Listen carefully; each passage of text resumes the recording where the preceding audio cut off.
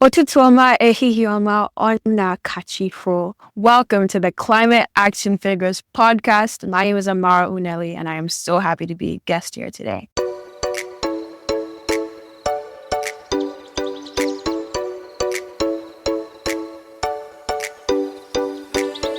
Hello and welcome to this week's edition of Climate Action Figures. My name, as always, is John Whiddon, and this week on the show, we are continuing our series featuring young guests who were involved in some way with COP29. Today, you get to meet Amara, who was involved in COP29 virtually, and she will tell us all about that.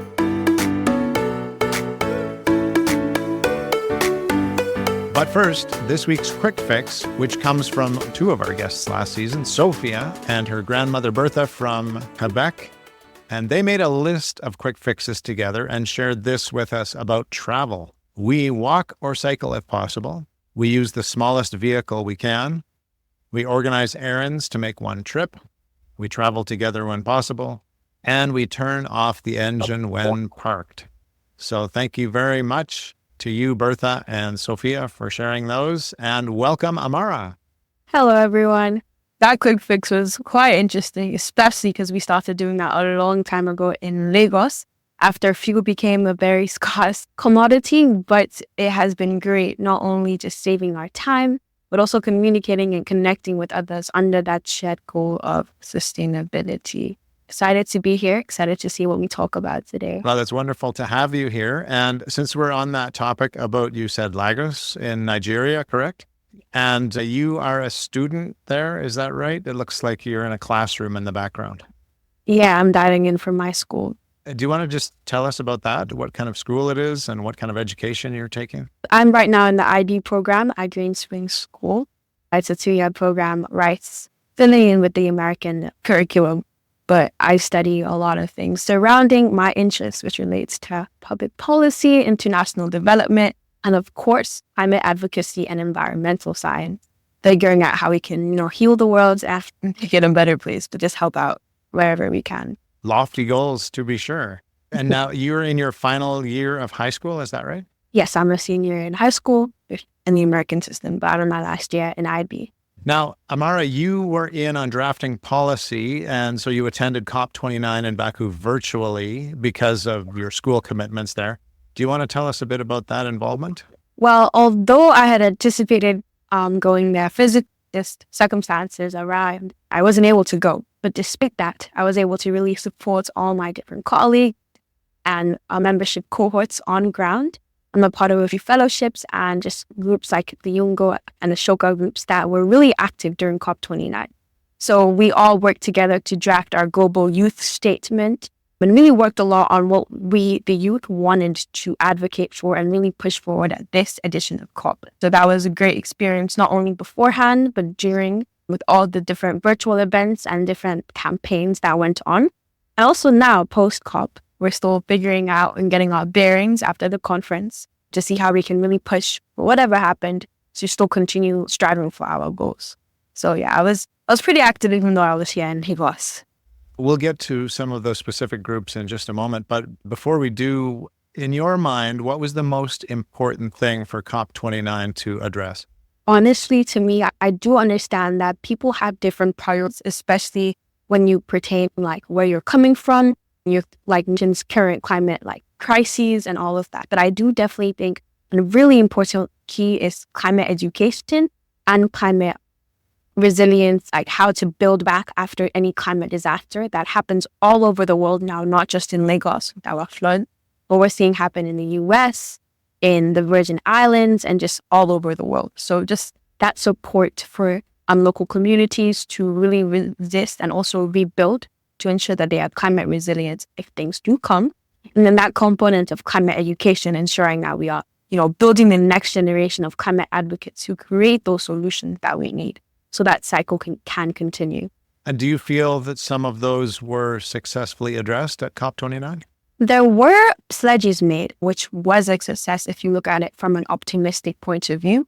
Pessimistic point of view might say otherwise, especially knowing that what is said does not always translate to what is done, especially with different bureaucracies and passing down to government level, state level, local level.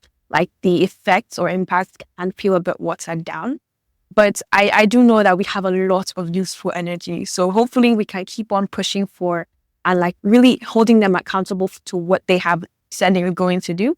So we're just equipping ourselves. But no, I don't think that everything that we have achieved was achieved, especially looking at things like COVID-19, where after the pandemic hit, all countries banded together and ensured that this virus was controlled and taken down. And if we really put that same energy, that same view into really fighting for climate change, we won't have seen what happened at COP29. So, Amara, do you think COP29 is going to change things in the world, or do we need some other kind of vehicle to be the main way to address climate change? I think they're both benefits and the limitations. The benefits is that it puts people in a space where they are forced to not only participate and tend to get over there, but there's as well as like that week or 2 weeks where they're head on, okay, climate change is the priority to fix, is the main issue at hand. So just being there as a country, as private organizations, as youth NGOs is an important step in just like ensuring that people care about it. But then all these things can almost become talk shows that people come, they take pictures, they post on Instagram, which is okay now that knowing social media is a big push of information and advocacy. But I think it's really getting to that point where it's, I don't want to say propaganda, but it's really just a habitual, and it's not something that people are like, you need to be scared. You need to figure out that it's not just attending, it's life or death, you know? So just figuring out how we can ensure that what we are actually doing translates to action and how we measure that. And if you were in charge, how would you design something? What's your perfect idea about how we could meet and discuss climate change? What would be different about that? That's actually a very good question. Thinking right off the top of my head, I'm just looking at all the different China during the Mao Zedong leadership, how there were a lot of just state, local run like cohorts and getting everyone discussing, not just, the higher upper classes, but everyone, that almost like root to like ground to forefront. So I would really hone in on the access we have right now to technology, to getting everyone out, to almost mandating it. Like everyone needs to have a passport. Everyone needs to be part of this country. You need to have taken a climate course. That's like almost, with a vaccine, with all those things. Another requirement is to get that climate education course. Another requirement maybe is to just like attend those meetings, have those pledges, almost like a utopia where everyone is coming together to fight this thing. Even if you do not strongly believe in it, or you don't want to study environmental science or international development in school, it's still something that is required. That is what I would do as a leader in this world, and hopefully it will come to pass someday. Maybe we can look forward to that, hey? You mentioned whether people believe it really or not. What's the general feeling in Nigeria about climate change? And maybe you could comment from an adult perspective and from a youth perspective, and is there a big difference? I would definitely say that, first of all, a huge difference with different intergenerational collaboration now, though. There is that growing understanding that climate change does exist. A year ago, 2 years ago, I would not be saying this, but I feel like not only has the media really put it at the forefront, so wherever in the world you are, we are in a connected world, but there is that sense of almost belittling of the issue, knowing that there is so much going on socially, politically in our nation. A lot of people are struggling to even make ends meet. So when I talk about climate change in classes, or when I'm on my youth advocacy projects, what are on people's minds, especially when talking to the youth who are from disadvantaged communities, are, how am I going to get my next meal? How are my parents going to survive? Or even for the adults, they're thinking, how can I stay afloat? How can I feed my family? Lots of them want to leave the country. So it's not really a priority. And I do know that there is that very scary change shift in mindset where it's that I'm serving myself now.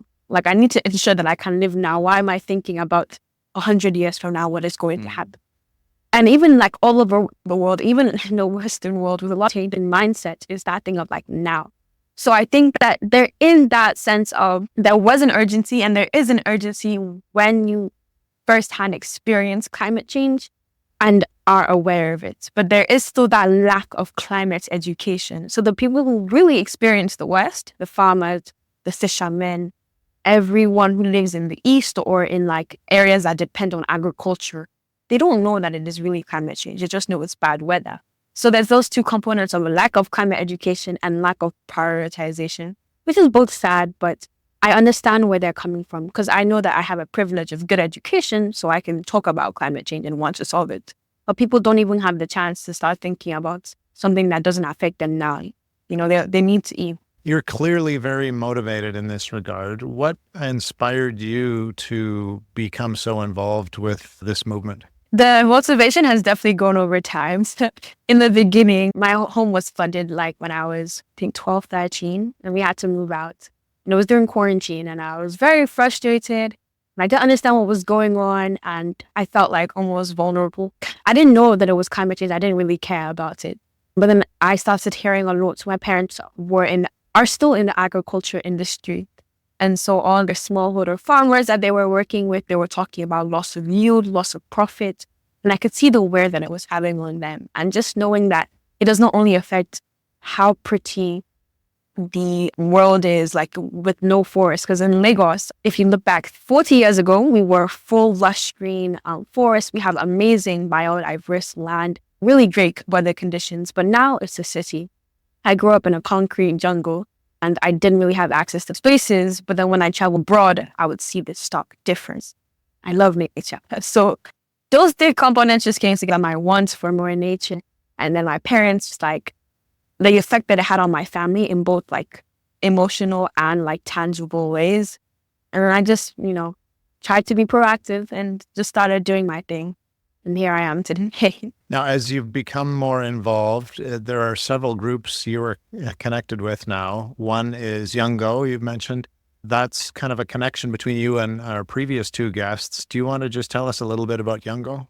It's a community, like a global network of just activists and really impassioned youths who want to just influence and advocate for the international like climate change policy that they believe will benefit them in their future. We're all together working to shape the future we want to see. It's a great community. So some cohorts meet every week. So it's really subdivided into different cohorts, different communities. And I'm a contact point for the YOUNGO Arts, Culture, and Heritage Working Group. But I've been part of different ones like Sustainable Cities and the Climate Education Coalition, which have been great communities that I've worked in when I was attending COP27 and COP28. And even currently now, just sharing information and advice and mentorship. It's a great network to be part of. And it really just reinforces my love for this work that I'm currently doing. Oh, that's great. And we'll put links to each of these organizations. So if our listeners and viewers want to learn more about these, you'll find those in the show notes. You are the founder of Preserve Our Roots, a youth-led organization that's focused on environmental education and climate action. How do the concepts of environmental education and climate action connect with that name, Preserve Our Roots? What are the roots and the connection there? We were actually initially called Fight Global Warming Nigeria. I think that was a first year where I was just posting on Instagram, making videos, trying to write blogs, because I'm a creative at heart. So I was just trying to push out that message. But I think one thing that really struck me was that my grandfather, who's an Igwe in one of our villages, started talking to me about climate change and asking me to tell him about it. He had seen some videos my dad had sent to him and he was like, I want to learn more about this. And I actually helped him later on draft some policies that were passed in his villages to help with the climate resilience in the Anyamelu local community. And I realized how it was that intergenerational collaboration that really just powered climate advocacy and that shift towards sustainable, like a green earth, because we've only been in the world and existing for like a short span of time compared to how long this amazing blue earth that has existed. And so it's just like our roots are deeper than what we know or what is in history books. It gives a sense of responsibility. And I mean, my roots are really important to me, my heritage, my ancestors. So that type of thing of like what you're doing is not just for now or for your future. It's also like respecting your past and, honoring, preserve our roots. And that can come in different facilities. So you don't need to want to learn environmental science in school to really use your voice or your talent or your basketball skills to really advocate climate change. So it calls for youth everywhere in Nigeria, West Africa, and even the world to use their talents that they currently have, their roots, to really just advocate for climate change any way that they can. When we were talking before the podcast, you mentioned that your cultural roots are Igbo. And I wonder what connections you found between caring for the earth, mitigating climate change, and that Igbo culture. I mean, that's a very interesting question. Also understanding that, I mean, Lagos, where I live, is just a melting pot of all the different ethnic groups and cultures.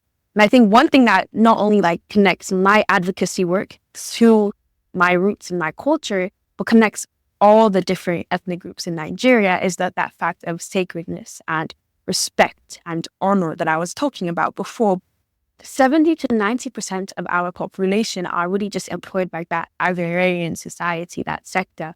But another important thing is the fact that it has really been passed down from generation to generation. So even now, although I am not planning on studying agriculture, it is something that I'm aware of that has benefited my nation and my people. And especially knowing that we have all these different festivals and rituals and just sacred practices that center around that earth culture. One of my favorites is the New Yam Festival. And just hearing all the different stories and the different like fables of how important it was, it just makes me see it in a different light where it's not just, where you're living right now, but it's that sort of like deeper connection that will make you more tied, more for feeling responsible for the work that you're doing. It gives me a sense of responsibility just past the climate advocacy work, because a lot of things that we do now as a society is disconnect ourselves from the climate crisis. I mean, we see it on TV, times on the news, we post about it, or we build our skyscrapers higher, raise our foundation so it doesn't get flooded. We can do all the things, use our technology to act like it does not exist. But if you know that there's something deeper, your roots, something pulling you to that really responsibility, like you would care for your family, you would care for also the heritages that they brought up. And anytime I talk to my father about his experiences in Lagos before it was built into this concrete jungle, it makes me wish like I was born in the wrong generation. But I can really just, rebuild this nation. I know one thing that Preserve Our Roots and I am really working on is our first sustainable public park in Lagos.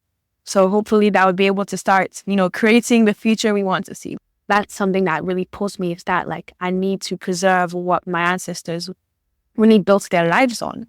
Congratulations on the first park. That's fantastic. Now, this ties right in with your deep engagement with Nature Fellowship. And I don't know much about that. Perhaps you could just share a little bit about that organization. So it's called the Nature Fellowship Program. And it was really just built to support the development of like leadership among youth who are really just impassioned about environmental activism, helping them, providing that platform for us to advocate for our rights and get our voices heard. So it really just started this year, and it's actually a 2-year fellowship program in partnership with the Alana organization and Ashoka. So it's great. They helped us participate really actively in COP. And then there's some future ones that you can stay tuned for in the Bonn conference, the COP 30, and just different events. Really just having our youth team and our youth voice out. And it's a very small cohort of just, I think, 4 to 5 other young advocates and activists. But there are really amazing, amazing people who have done such great work with organizations from the United Nations to different governments all around the world. They've been cohorts, they've been youth workers for like the entire Gen Z, Gen Alpha population. So they're great, and it's a great space to be in. We just started the past few months, but so far I've learned a lot and been able to get our voices heard. So wow, yeah, you are involved in so many organizations. How do you have time for school? I would say that school isn't paying.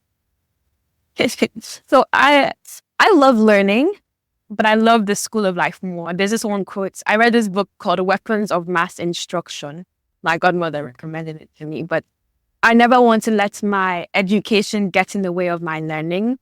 I just finished exams, so I have to learn how to prioritize, especially going into senior year, college applications. It's all a lot, but I think this is always something that comes really naturally to me because I'm passionate about it. And I really found a way that I'm able to use my voice. Like I love speaking, I love writing, I love films. So just doing something that it doesn't have to be forced. And I don't know, it's fun. Like these conversations are very fun. So that's wonderful. You've shared a lot of amazing things that you're doing. Now you've chosen one particular climate action, what is that action? I would say, okay, so I said my climate action is speaking up. And I think that for me happens anywhere. In class, if I'm seeing my brother throw away a plastic bottle on the side of a road, and sometimes even on protests, if I want to just go out with my friends and just, speak up about a certain thing that happened, a certain policy that was passed, just showing up, being there, showing that, when people think that it doesn't actually matter, we're there actually reminding them that this policy, these climate events actually affect people. So I think that's my little climate action, showing up, being there, speaking up. For those who are listening to the podcast and not seeing you, I will just tell our listeners that you have this vibrancy and this enthusiasm that is amazing. What gives you this hope for the future? I think the people that give me the most hope, the young people or anyone in general, who, regardless of their circumstance, still shows up and still puts in the work that is required to make sure that this happens. I've seen people in the worst living conditions having the toughest time, but they still have that optimism to show up and do their thing regardless.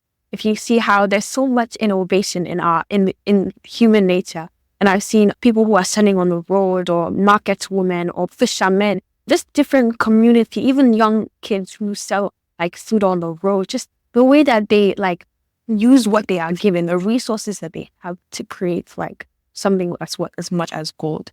And if we put and channel that creativity that we have, that sets us apart from any other species, and know that we would be able to use that innovation and just do something amazing. So I'm just so hopeful for what is to come, and just for the people who are pulling themselves out of the hard situations to fight for something else, fight for a future for everyone.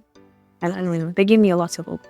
Your hope and your enthusiasm is contagious, which leads me to believe that you are going to be a leader in the future. I will look forward to hearing about what you do in Nigeria. And thank you so much for taking time to join us today, Amara. Thank you, Frank. It's just been a pleasure. And thank you, dear listener. If you are intrigued by what you heard today, take a second to think about who else in your life would like to hear Amara's story, and please share this episode with them. Heck, share the whole podcast with them. It makes a great Christmas gift. These are young people whose voices should be heard, and we are going to take a break for a few weeks, but we'll be back with more of those voices later in January to talk with another climate action figure who was involved in COP29. Until then, QuickFix. Wrong word. Go figures. Go figures. This has been Climate Action Figures. Our show is produced and hosted by John Whidden. Our creative consultant is Kayla McIntosh. Our theme song is Hawaii Vacation by Tovari. You can find us on Instagram, Facebook, and YouTube at Climate Action Figures. That's all one word. And if you have any other questions or comments that arose from this or any episode, feel free to reach out to us at climateactionfigures@gmail.com. And thank you for listening. We'll be back next week with another Climate Action Figure.